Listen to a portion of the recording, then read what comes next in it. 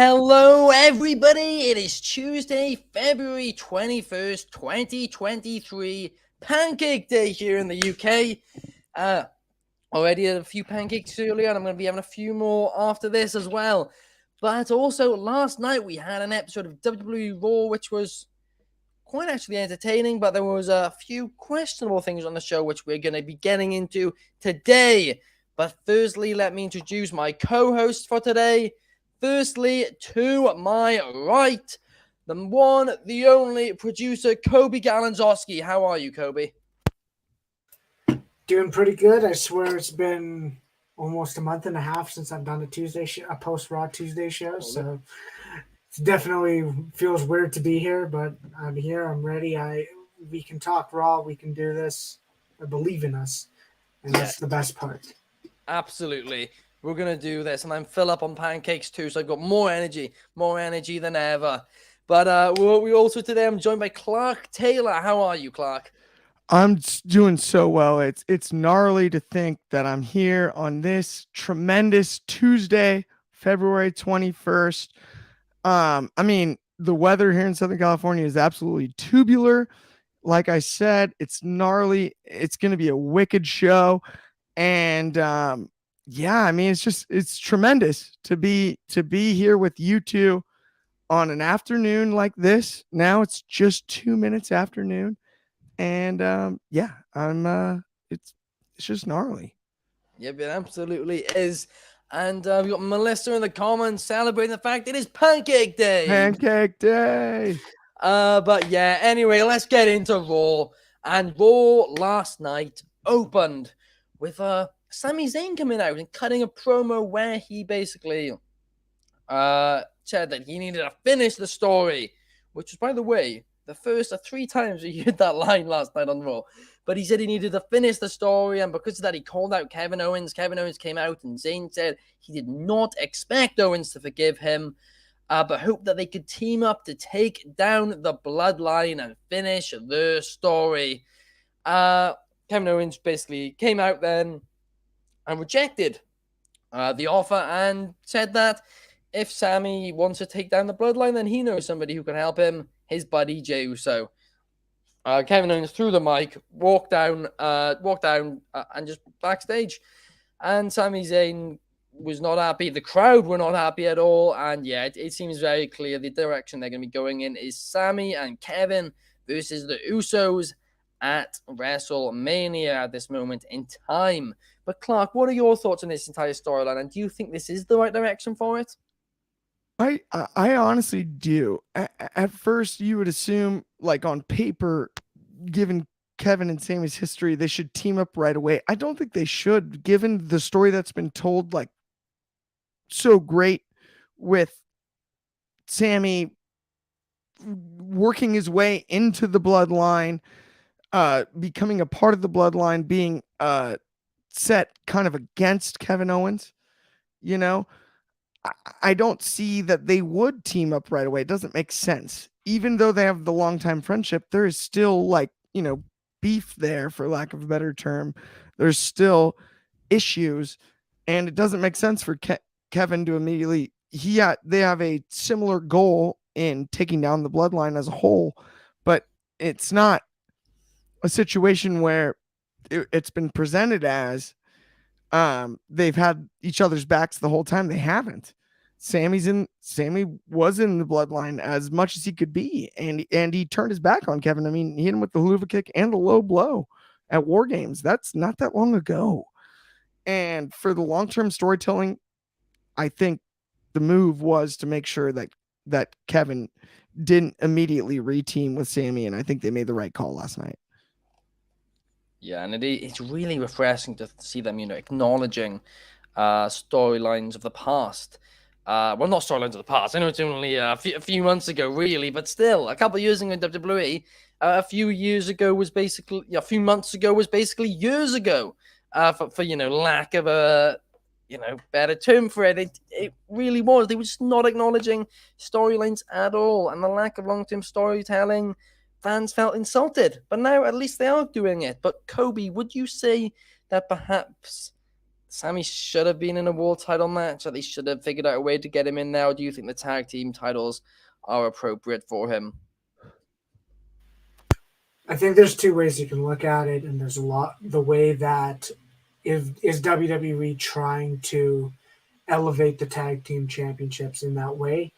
Because you can look at it as this: the whole entire storyline wasn't just a Roman Sammy storyline. There was a lot of stuff that is Sammy and Jey Uso. There's a lot of stuff that involves Kevin Owens as well. It is not just a Sammy Roman story. It is not just the Roman Reigns story in this case. At the end of the day, I think there's a way you can elevate all of the men. I think as an Usos versus Sammy Kevin main event could be in the works. It'll either be that or probably Seth and Logan Paul. But I think this is almost a way to elevate the tag team championships. If they really wanted to put Sammy in the title picture, they could have. They can do anything they want. I'm a wholehearted believer of that. And I think I don't want to say they made the right choice having Roman win, but I do think the championship has to be lost at a big stage. The winner has to be the right person to take the title. And despite it being the best stage for Montreal for Sami Zayn, we don't know how effective Sami would be in the next however many months as champion if he was. So I do think it was somewhat the correct move. And you briefly mentioned there about how it would elevate the tag team championships. And earlier on, when I was thinking about WrestleMania, and we've already spoken about, what would main event night one. I mean, it's incredibly likely because of how over the storyline is that it will be Sammy and Kevin versus the Usos. But that would be the the most elevated the WWE Tag Team Championships have been in years, if not ever. In all honesty, I mean, it really the tag team titles main eventing WrestleMania is just something which is just you can't even think about it. Now, yes, admittedly, it's 2 nights now. I mean, the next closest, Ben, not to interrupt, but off the top of my head wouldn't it be the Hardys' return for the tag team ladder match, right? I wouldn't even say that's close, to I be mean, honest. even then that'd be the next closest I can think of outside of maybe like the TLC era. Yeah. With Edge and Christian. Not to interrupt, but I just that was the only thing I could think of to your point. Right? Like historically speaking, it's that or you go back to late 90s, early 2000s. And I mean, outside of that, it'd be the first time we've seen. I mean, I think the only tag team main event in Mania history wasn't it? Was it Mania 1? I believe Mania 1. I think we looked at it, but Mania 1 was Hogan, Mr. T versus Piper and Orndorff, I think it was. I believe it's the only tag team main event in Mania history. Wow. So I'm going to be honest with you guys and just say it how it is. I completely forgot about the existence of that. But yeah, it is absolutely mental, and just have it happening in 2023. That would be crazy, but it absolutely deserves to be the main event, undoubtedly, because again, this is long-term storytelling and something which has been absent from WWE for quite a few years now. So to see it back is a real, it's very refreshing. And yes, maybe a few other storylines could learn a thing or two from the Bloodline storyline, especially considering it's the same creative team. But, it's whatever it is at the end of the day, right? Now, let's move on. Last night on Raw, MVP, was cutting a promo backstage, and during the promo, MVP challenged Brock Lesnar with a match against Omos at WrestleMania. Omos. Brock Lesnar versus Omos. WrestleMania in Hollywood. Omos. Seriously, you have the entire roster. You have Gunter. You have even Braun Strowman if you wanted a big guy. I mean, there's so many guys on that roster, right? And you pick Omos. I'm not even trying to insult Omos yet, but he's not ready for Brock Lesnar. He just lost to Braun Strowman a few months ago in a match where Braun Strowman looked massively better. It just makes no sense to me.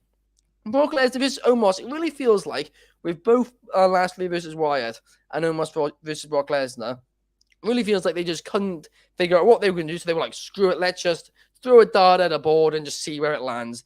It's just not WrestleMania worthy. And it really frustrates me as this will be the first ever Brock Lesnar match which I'll see live. And it's Omos. But what are your thoughts, Clark? Yeah, I can't handle it. It's like, why? What was the thought process here?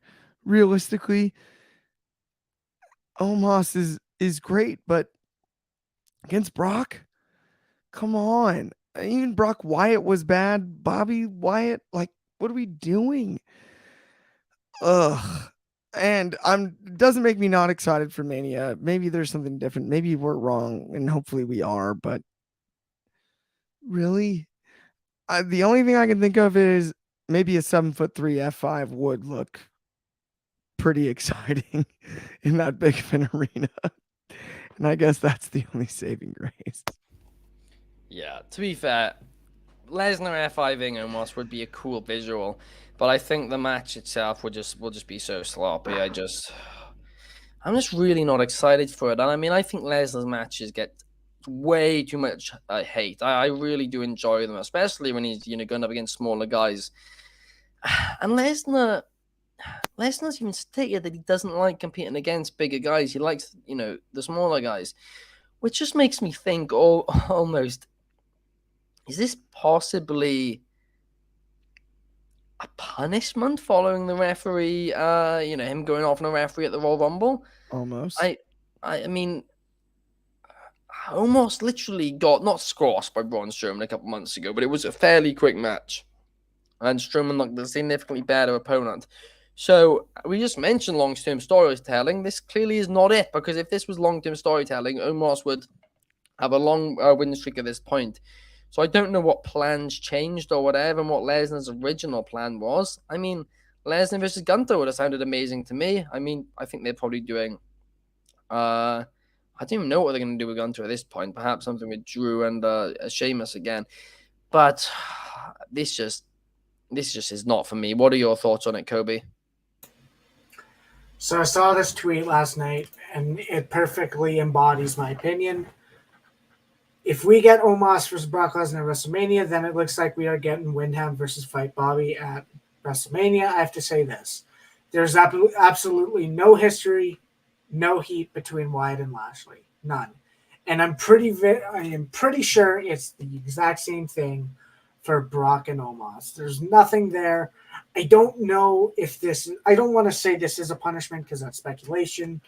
At the end of the day, I could have sworn when he originally signed and returned that SummerSlam in 21, they said he had a year and a half on his deal.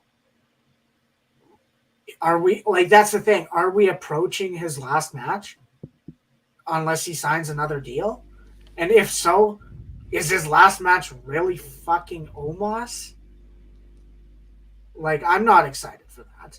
I understand you'll get the visual of him doing the F5, but at the end of the day, it doesn't make sense. You had the low blow. I don't know why the low blow wouldn't make you go, hey, let's do that at WrestleMania, and you could have did something else with Wyatt. We had a great post-show pitch from Mr. Anthony yesterday, and he said, well, what if they do the fight pit, and then after the match, whoever wins, Brock, Lashley, whatever, the lights go out, they come back on, and the Funhouse characters are on the top of platforms of the fight pit. And for visual alone, that is a moment that be money.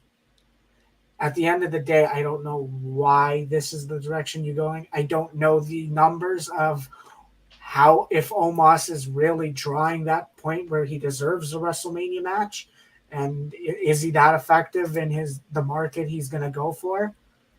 I have no clue, but it is what it is. If Omos retires Lesnar, that is almost as worse as Corbin retiring Angle. That would be absolutely awful, and it's just something which I really, really do not want to see. And like I said a minute ago, if this was the plan, right, if the plan was to, make Omos this big star, then why did you have him lose to Strowman just a couple of months ago? Why?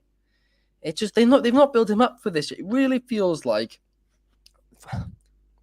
for lack of better saying, it feels like Vince is bucking it again. It really does. It's just completely senseless. It feels like somebody's closed their eyes, thrown at a dartboard, and it's like, oh, Omos versus Brock Lesnar, great idea. Bray Wyatt versus Bobby Lashley, great idea. It just frustrates me, Clark. It really, really, really does. Same. I mean, who would you have put Lesnar against at Mania, Clark? I thought Lesnar Lashley with a proper build at Mania is the play. The fight pit idea, brilliant. I don't even think they needed to have the low blow match we just saw, because it is the third in a trilogy of a match that we've never even seen truly paid off. I really liked the Bret Hart finish in Saudi Arabia. I know that match was not looked upon super fondly. It went out second. It was weird. Why? That makes no sense. Brock Lesnar, Bobby Lashley is like a dream match for MMA fans. And you're looking at two absolute sluggers that can match each other physically with explosiveness and strength, which is so rare. The combination of the two, and then grappling acumen on top of that, both have legitimate freestyle and folk style grappling accomplishments on their resumes. This is once in a lifetime type stuff, and the builds have just never been to that level, right? These are two guys you couldn't build in a lab. You can't make them up. Yeah. Their resumes speak for themselves, and they're so dangerous and so scary. Yes, the matches should be a sprint. They're different than a traditional main event type match, you would say, but at the same time, we've seen similar circumstances with guys like Goldberg. Roman Reigns even works in a way where you're not going to see Roman Reigns go 60 minutes. That's just not something that you're going to see. And that's not a knock on Roman Reigns, or that's just an example. These two don't need to go 60 to put on a banger.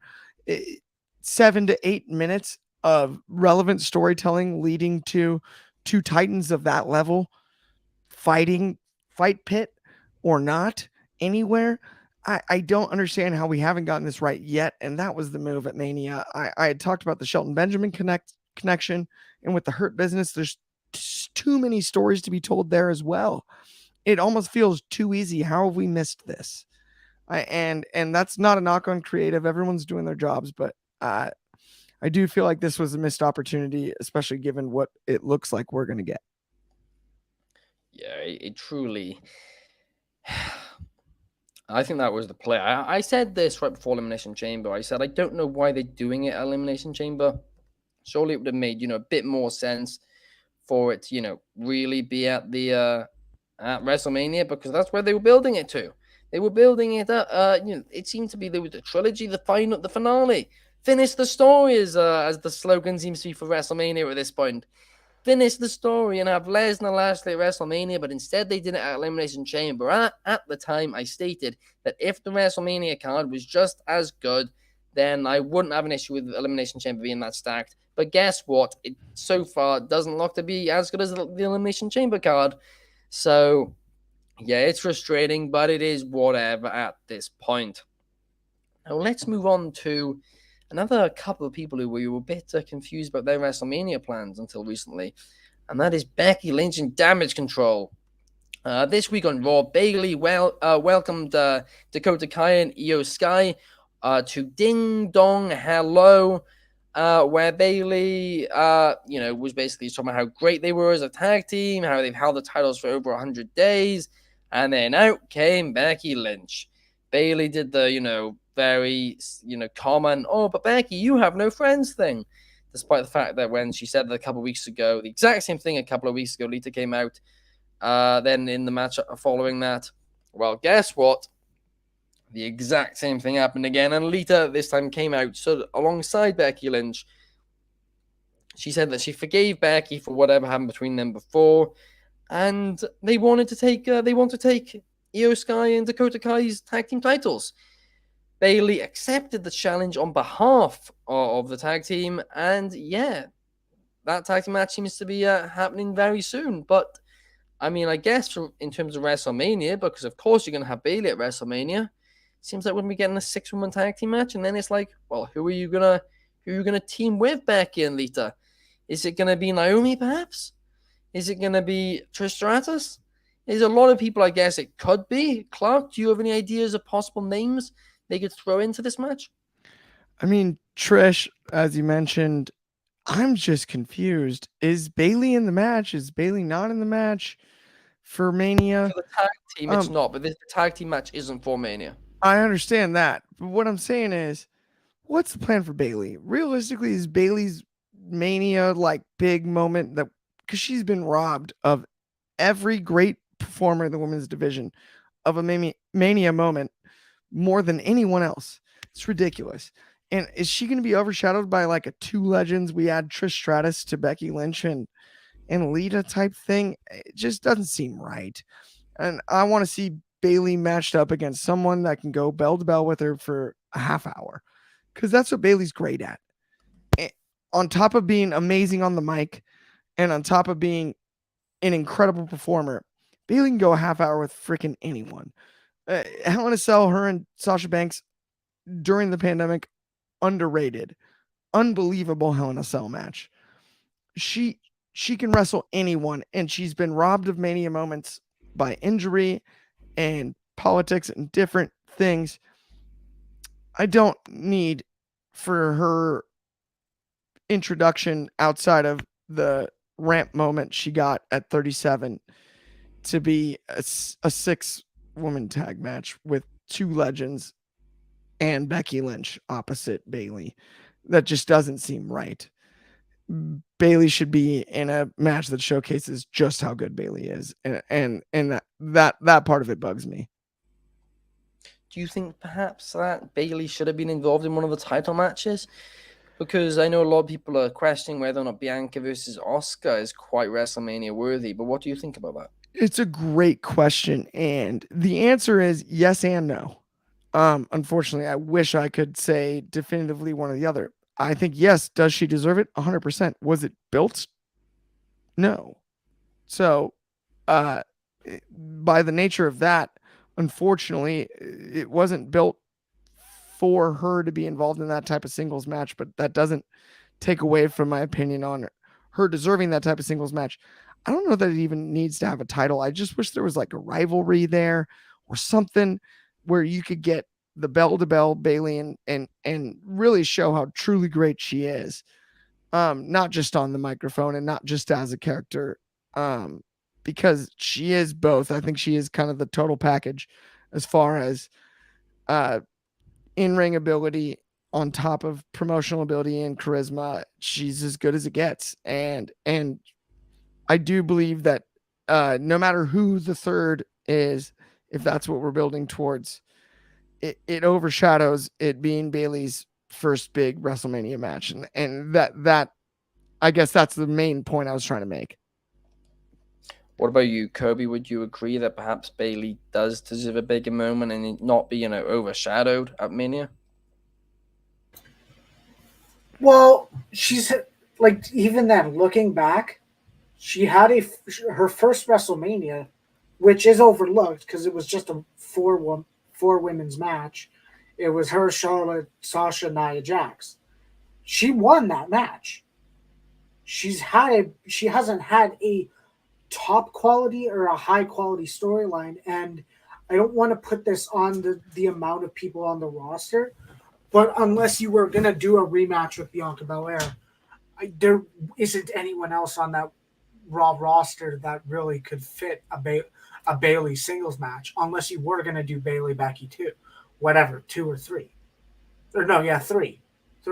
At the end of the day, it's interesting. I'd rather her be in the match. I'd rather her be in a 6-man tag than not be in a match, because I know the original, I don't want to say rumor, but there was kind of a hint of, well, they're kind of putting Ronda and Shayna in a tag situation. Is like, okay, well, are they going to be put in this, and how does that affect Damage Control, and how does that affect Becky Lynch?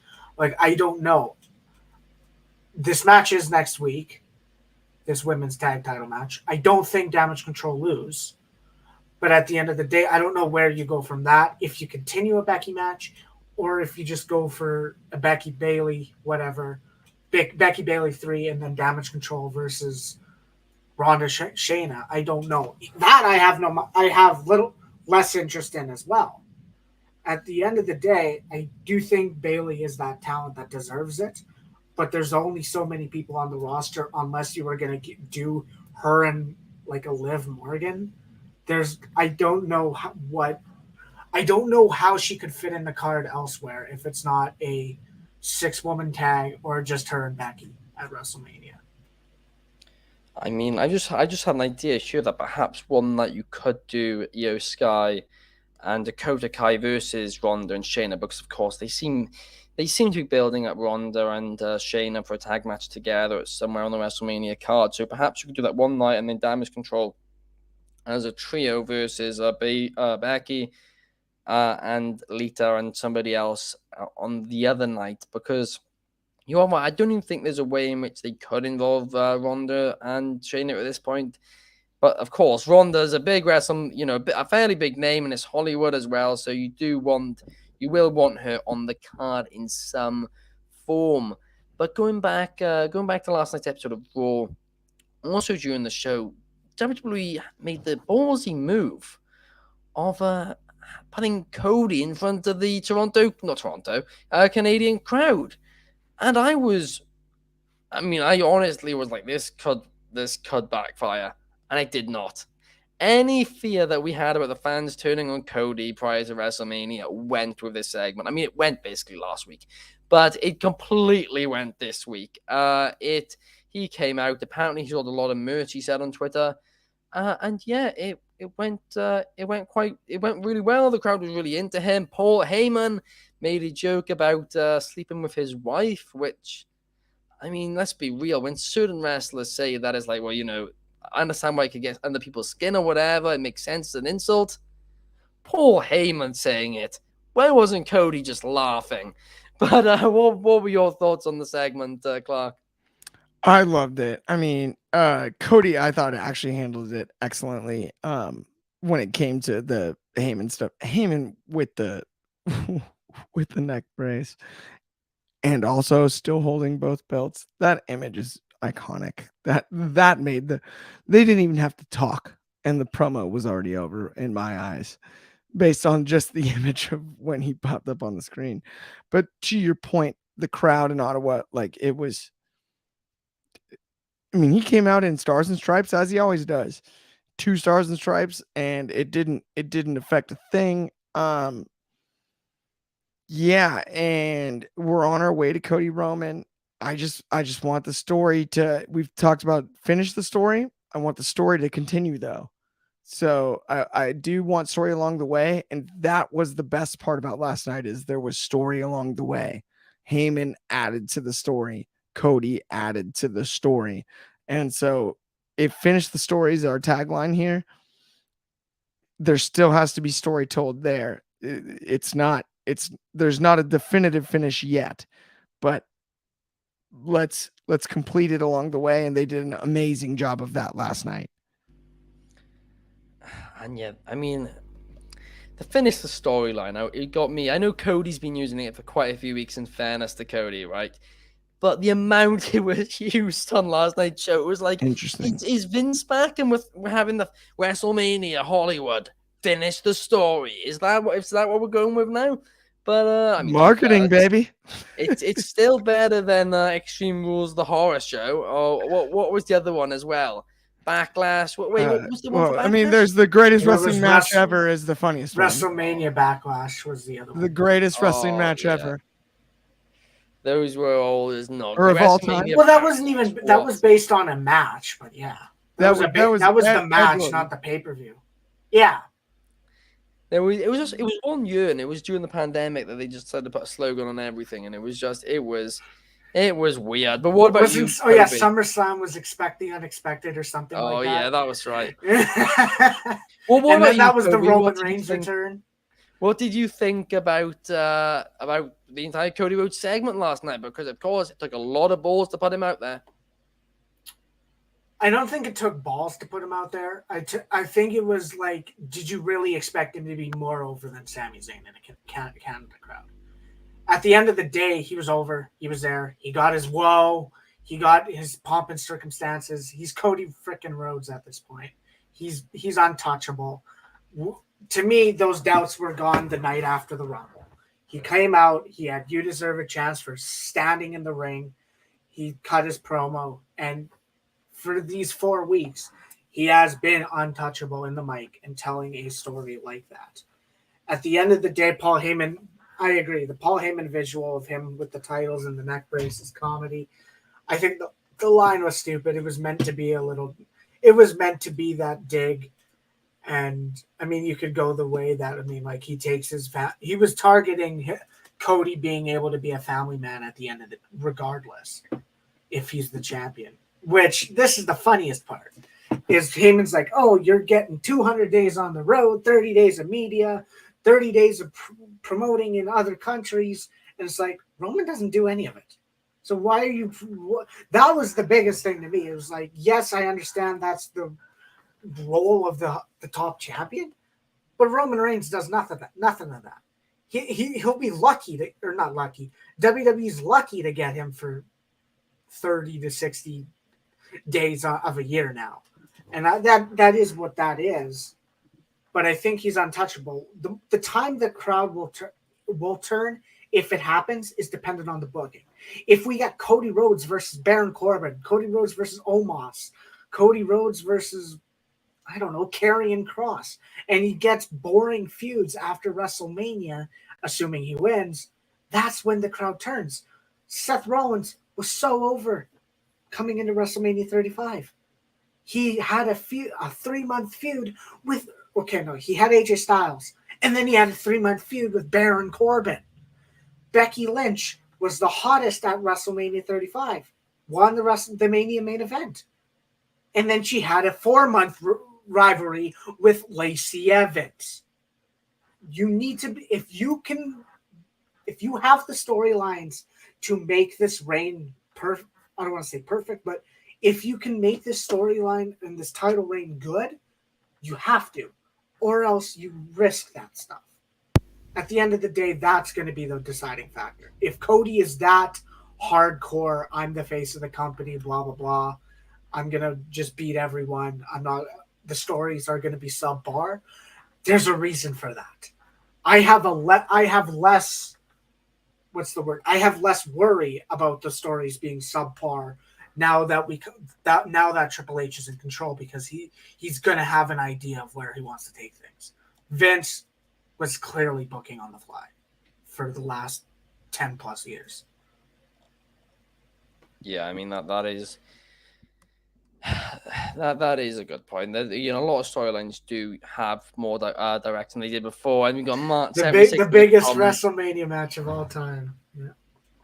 I mean, it literally is a slogan after slogan, and they're also saying in the comments they like how Paul Heyman said Cody would be busier, forgetting that he was helping run a company for 3 years. That probably took a lot of time. Yeah, to be fair, running AEW, being an EVP there probably did take up just as much time as being a champion in WWE would. I mean, even Cody was concerned about the reaction he was going to get last night. He said on Twitter that he was surprised that his merchandise sold there, that the reaction that he got, really, because considering how over Sami Zayn was with that crowd. Cody, you could have come out and there could have been Sami versus Roman Charles or something like that. And I wouldn't have said it was likely after the Elimination Chamber pay-per-view, but I would have still said it was possible. But they decided, screw it, let's put him out there anyway last night, and it went down well. There's absolutely zero, there's nobody's turning on him prior to Mania now, absolutely not. After Mania, like you said, it depends on the booking. But now let's go in to what was the main event of Monday Night Raw. And let's be real, it shouldn't surprise anyone that Edge has still got it, but Edge still has got it. He looked great against Austin Theory last night in the main event for the United States title, and so did Austin Theory. It was a very solid main event.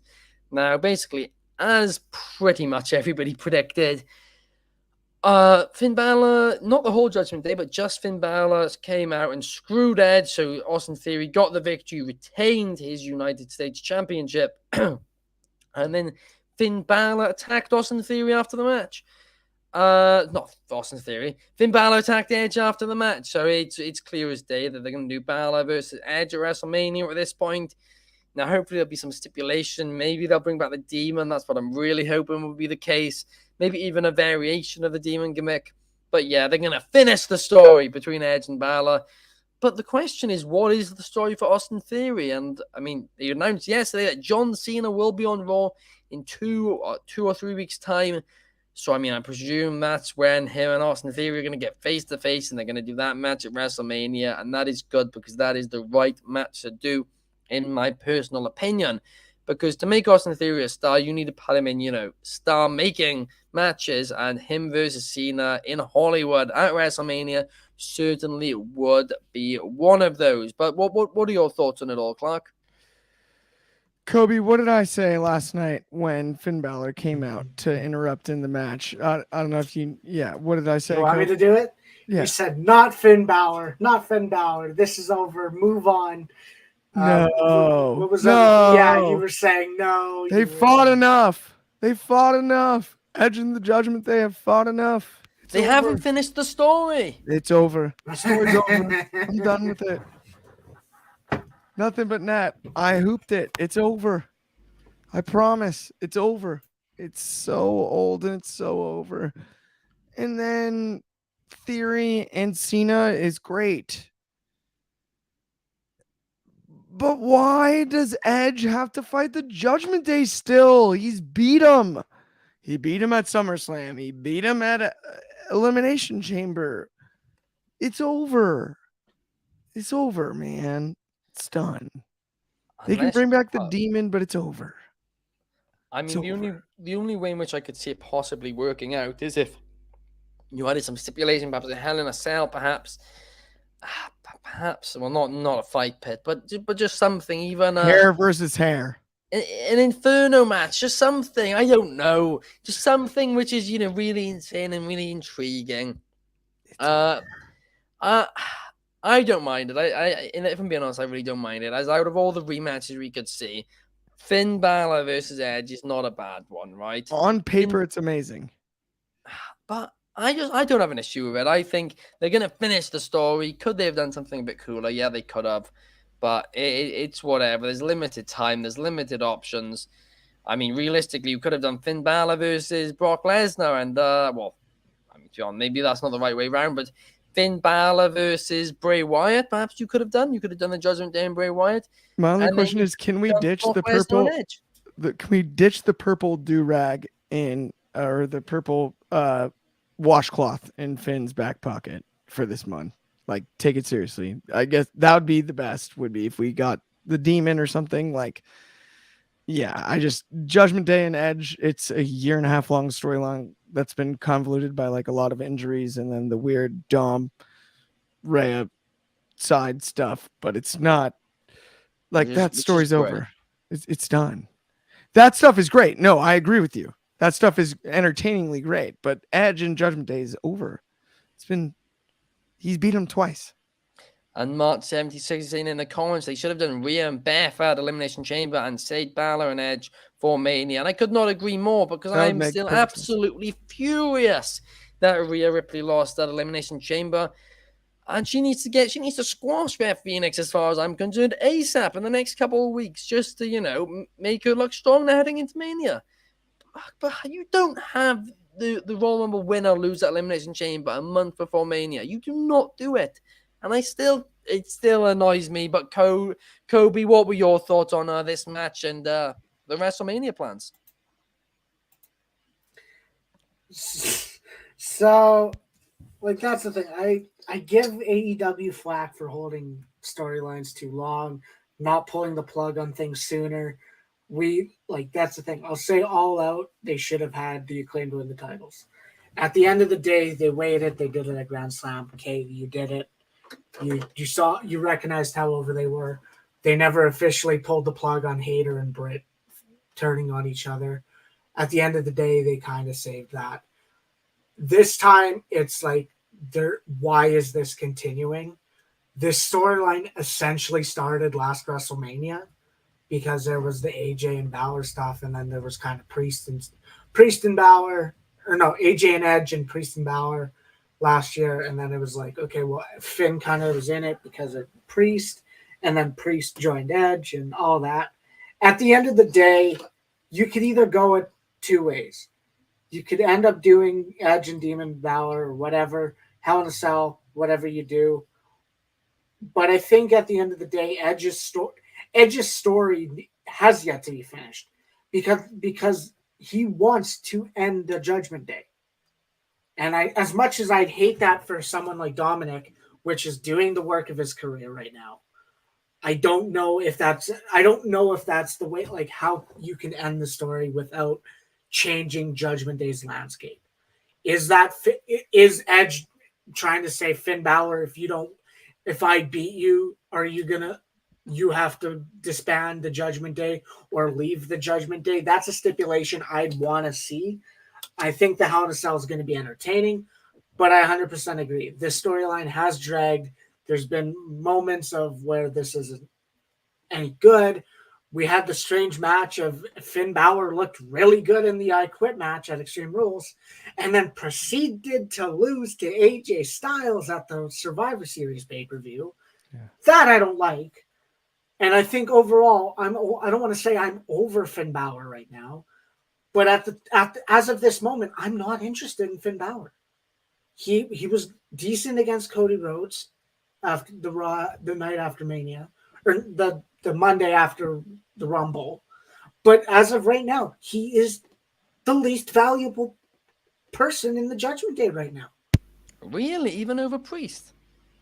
I think Priest has been great.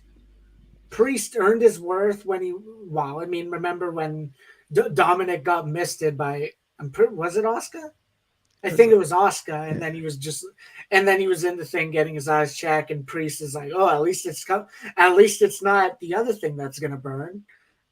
Thinking like he can make the comedy line. He also looked strong in the chamber. To your point, Kobe, I would argue that Priest has looked stronger and been booked stronger than Balor.